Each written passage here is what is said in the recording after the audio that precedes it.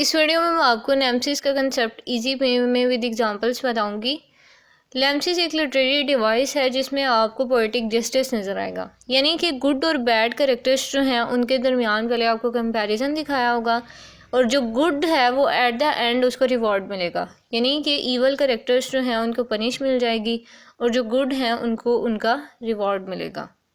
जैसे कि एग्जांपल है यहाँ पे इडिपस रेक्स की, तो इडिपस रेक्स में उसका जो प्राइड है, अपने प्राइड की वजह से एट द एंड उसका डाउनफॉल आता है और वो अपने साथ जो मतलब बिहेव करता है, अपनी आंखें जो हैं उनको ख़त्म कर देता है और अपने आप को समहाउ बिल्कुल डिस्ट्रॉय कर देता है। तो मतलब उसका जो डाउनफॉल आया था वो किस वजह से आया था, क्योंकि उसके अंदर एक फॉल्ट था, वो था उसका प्राइड की वजह से डाउनफॉल आया। और यही चीज़ थी कि मतलब एट द एंड उसे पनिशमेंट मिली जो कि पोएटिक जस्टिस है।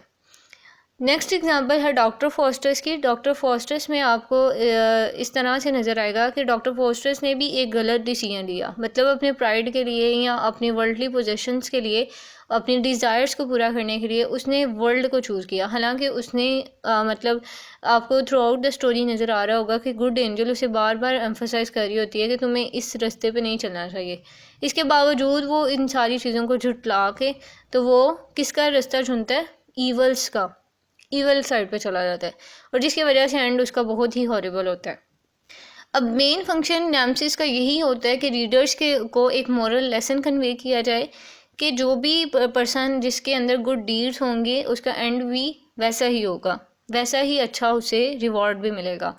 और साथ ही साथ ये पोएटिक जस्टिस दिखाई हुई है कि इंसान के साथ जस्टिस ज़रूर होती है। अगर वो गलत करेगा तो उसके साथ एट द एंड गलत ही होगा, अगर उसका मतलब करेक्टर अच्छा है या अच्छा मॉरल डीड्स हुए हैं उसमें तो उसका एंड जो है वो अच्छा ही होगा, इसमें जस्टिस होगी। ऐसा नहीं है कि कोई पर्सन बहुत ही ईवल दिखाया हो और एंड पे उसे बहुत रिवॉर्ड मिल गया हो, ऐसा बिल्कुल नहीं होगा। और दूसरा ये मेन कंसर्न होता है कि जो भी ईवल्स हों या कोई भी ह्यूबरिस्टिक करेक्टर्स हों, विकेट करेक्टर्स हों, उनको एंड पे पनिशमेंट ही मिलेगी। एक और लेसन हमें यहाँ से सीखने को ये मिलता है कि हमें ना अपने फ्लॉज जो हैं उनको काफ़ी हद तक ख़त्म कर देना चाहिए या हमें खुद में एक इम्प्रूवमेंट लानी चाहिए।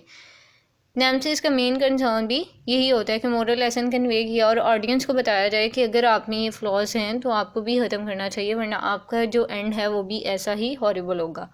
बहुत ही इजी सा कंसेप्ट था, आई होप कि आपको समझ आ गई होगी। इससे रिगार्डिंग आपका कोई क्वेश्चन है, कोई ओपिनियन है, वो आप मुझे कमेंट सेक्शन में बताएं। And thank you so much for watching.